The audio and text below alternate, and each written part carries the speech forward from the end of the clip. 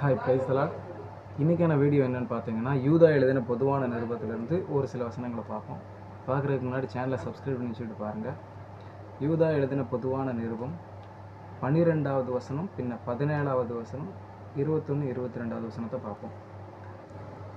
இவர்கள் உங்கள் அன்பின் விருந்துகளில் கரைகளாய் இருந்து பயமின்றி கூட விருந்துண்டு தங்களை தாங்களே மேய்த்து கொள்ளுகிறார்கள். நீங்களோ பிரியமானவர்களே, நம்முடைய கர்த்தராகிய இயேசு கிறிஸ்துவின் அப்போஸ்தலரால் முன் சொல்லப்பட்ட வார்த்தைகளை நினைவு கூறுங்கள். தேவனுடைய அன்பிலே உங்களை காத்து கொண்டு நித்திய ஜீவனுக்கு ஏதுவாக நம்முடைய கர்த்தராகிய இயேசு கிறிஸ்துவினுடைய இரக்கத்தை பெற காத்திருங்கள். அல்லாமலும் நீங்கள் பகுத்தறிவுள்ளவர்களாய் இருந்து சிலருக்கு இரக்கம் பாராட்டி சிலரை அக்கினியிலிருந்து இழுத்துவிட்டு பயத்தோடு ரட்சித்து. ஸோ இன்றைக்கான வசனம் இது தான். ஸோ இது என்னென்னா, எனக்கு புரிஞ்ச அர்த்தத்தை நான் சொல்கிறேன். நம்ம சபைகளில் நம்மளோட கூட அப்பமும் ரசமும் நம்ம கூட சேர்ந்து அது என்னன்னு தெரிஞ்சும், அப்பம்ன்றது அதோடைய சரீரம், ரசம்ன்றது அவருடைய இரத்தத்துக்கு அடையாளமான ஒரு விஷயம்.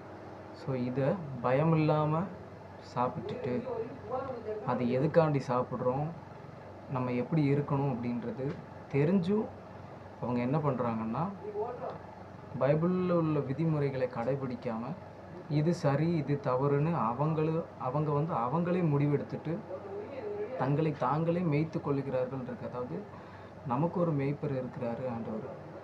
ஸோ அது தெரியாமல் அவங்களே இது சரி இது தவறுன்னு அவங்களே ஒரு முடிவெடுத்து அப்படி இருக்கிறாங்க. ஆனால் நீங்கள் அப்படி இருக்கக்கூடாது அப்படின்னு சொல்கிறாரு.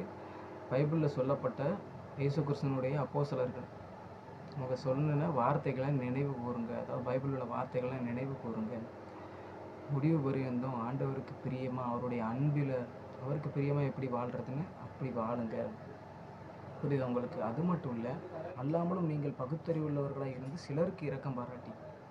ஸோ உங்களால் மட்டும் இல்லை, இன்னும் சிலருக்கு நீங்கள் இயேசு கிறிஸ்துவை பற்றி சொல்லி அவங்கள பாவத்திலிருந்து மீட்டு அவங்களும் நித்திய ஜீவன் அடைகிறதுக்கு உதவி பண்ணுங்கன்னு சொல்கிறாங்க. ஸோ இவ்வளவு தான், அந்த 3 நிமிஷ வீடியோவில் இவ்வளவு தான் என்னால் சொல்ல முடியும். ஸோ அடுத்த ஒரு நல்ல ஒரு வீடியோவில் பார்ப்போம். பாய். எப்போதும் நல்லா பைபிள் படிங்க, ப்ரேயர் பண்ணுங்கள். ஓகே.